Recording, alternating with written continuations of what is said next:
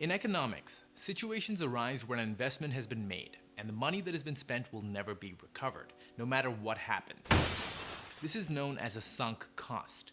Many people stick with various endeavors even though they don't really want to, all while continuing to hemorrhage time or money or effort. Part of it is because they feel like they made it past the point of no return. This phenomenon becomes a fallacy when the actions that we have already made are pushing us to continue on that path even if it's worse off, which is also known as commitment bias. But the big issue with this is that our metric for gauging whether something is worth continuing is often based on the costs that have already been incurred, instead of looking at whether there is anything to be gained in the future. Our ability to feel safer when we're sticking to the plan, even when it's not working, could also be attributed to cognitive dissonance, where we don't want to make any changes out of the fear that all the investment that we've made into any particular thing could be regretted or deemed as a grand failure. Now, this obviously seems irrational when you're removed from it, but when you're in the thick of it all, it's kind of hard to completely let something go. This also occurs in part due to a phenomenon known as loss aversion, where the impact of losses feels much worse to us than the impact of gains. And so we're almost exclusively motivated by the fear of loss rather than by the pleasure of success. A solid example of this is when you're gambling at the casino. You end up spending a small amount and losing it. Not a big deal. You'll keep going and make up whatever you've lost. But you lose that too, and you'll keep going and going until you're so broke that you'll tell yourself you'll never go back to the casino again. This is also true in a case where you're faced with options.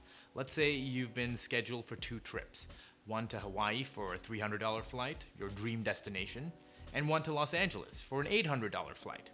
You're more likely to go to LA despite it not being your dream destination, simply because it's more expensive, and you think you'd be wasting that money otherwise. In Seth Godin's 2007 bestseller, The Dip, he discusses the notion of identifying when to quit on an endeavor.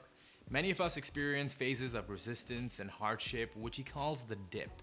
With enough perseverance and work, we'd be able to make it to the other side of the dip and reap the rewards of success.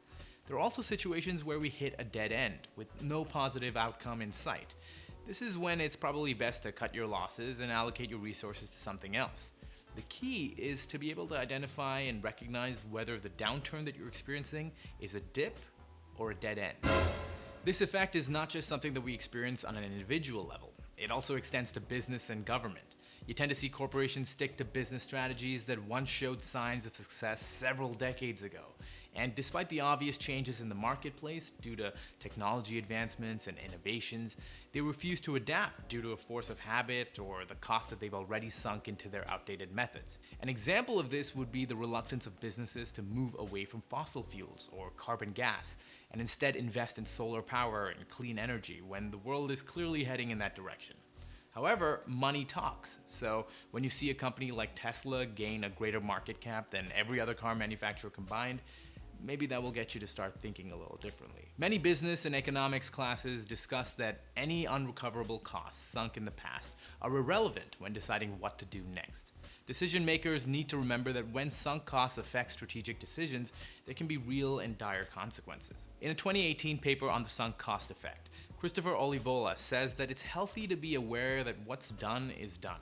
There's nothing that can be done to regain the time or money that you've spent, and pursuing something that makes you unhappy not only isn't going to get you your money back, but it's also going to make you worse off. You're just digging a deeper hole. The general theory to avoid decision-making biases is that you need the ability to recognize the fact that you're in a situation where you need to override your instincts or biases. When you develop an awareness of the situation, you'll actually find that the willpower needed to avoid the sunk cost effect is not that high. So the next time you think about sticking with a movie just because you've watched an hour of it, or you stay in that relationship just because you've invested so much time in it, or you don't quit that job even though it's draining the life out of you, just take a moment and ask yourself why you're continuing to do that, and whether maybe, just maybe, you ought to try to do something a little different this year. Thanks for watching. As always, drop a like on this video if you found it helpful, and subscribe. Hit the notification bell so you never miss any of my weekly uploads. Happy New Year. See you next time. Bye-bye.